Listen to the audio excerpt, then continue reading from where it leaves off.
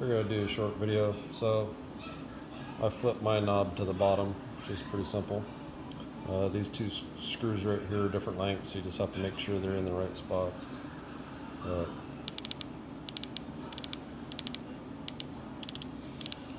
Super clean clicks. You should quick release for your slide. Your lockers for your micro adjust pins are here. You just unlock this and then you can micro adjust each pin, which is nice because if you're on your scale over here and you need to be at a certain place versus your tape over here, you can adjust them at different heights at micro and get them both dead on where you need them. Your unlock for your second axis is here. Your micro adjust second axis via these two bolts. Same with the third axis. You unlock here, and then the micro adjusts with these two small set screws there. What's really nice is the scope is actually on a detent also, which your detent set screw is right there. So when you move your scope in and out, it detents into clicks. So it's click, click, click, click, click, click. So there's no like sliding it back and forth. It's, clicks all the way in, all the way out. So it makes it really nice. I changed my scope level to red. This little bracket right here, you just take it out. Your level slides out. You slide your new one in, put it in. Comes with all three pins, 29, 19, and 10 thousandths, and the fibers, which is pretty nice.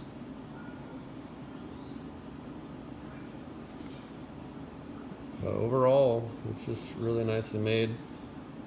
These two lockers here, you loosen these up. And you have your detents here for your elevation. You can just slide it up and down. There's no removing it to set your elevation for your vertical bar. Your windage is here. And one really nice thing that I like is there's no need for a offset block. You have holes all the way across this, and you can move this whole drive out. You just remove these two screws, move your drive to the left. If you need more left, put it back in. That is a benefit over the axle, because the axle makes you buy that offset bracket, and that's not included with the sight. So, it's actually a little cheaper going this way because you don't have to buy the offset block. With the axle, with the offset block, you're at like $475. But I know there's a lot of negativity because of the length of time that it took for these guys to finally come out. But I've owned just about everything, and this thing is pretty nice. So it's another great option. As far as your aluminum inlay here underneath these stickers, there are screws here. So this is actually bolted to the carbon. It's bolted together, so it's never going to come apart or loose or anything like that. And then detent on your dovetail also. Threaded holes for quiver.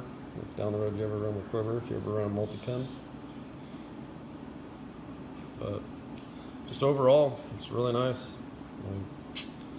Don't have much bad to say about it at this point. And then as far as taking your scope off,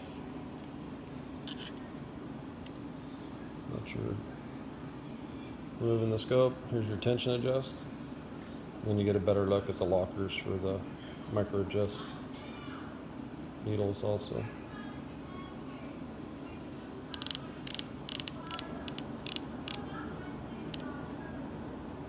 It's real smooth.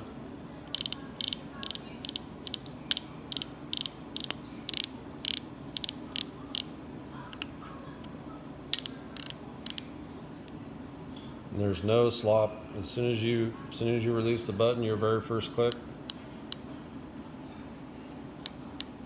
the pin's moving. There's zero slop in this thing.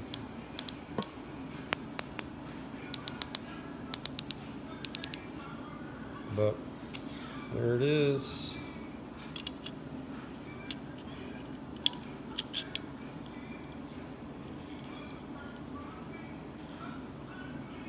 Sherlock Carbonic. If you're going to run a different scope, the only thing you do have to buy is they make a little kit that adapts to your scope rod here. If you're going to run Shrewd or whatever, it's like 19 or 20 bucks for the kit, and then you can run whatever scope you want. If you're going to run Sherlock scope, you don't need it because it's made for their scope, obviously. But you can run a sight light here if you don't want to run a light kit. The only thing, my only complaint is I thought there would be maybe a screw or metal bracket piece that would hold your fiber down, and I don't seem to see that anywhere, so I'm going to come up with my own. You can run a bolt pretty much in any one of these holes, so it's not going to be that big of a deal to run a small washer and a nut or whatever. But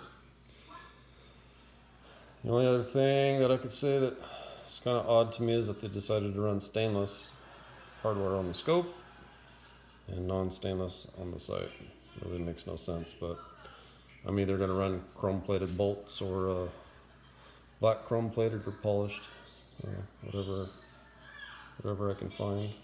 From what I can tell, these are 1024, so it should be pretty easy to get.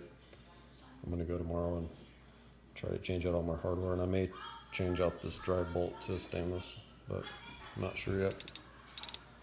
But super smooth and functions really nice, so pretty excited. It's going to be a nice sight, I think.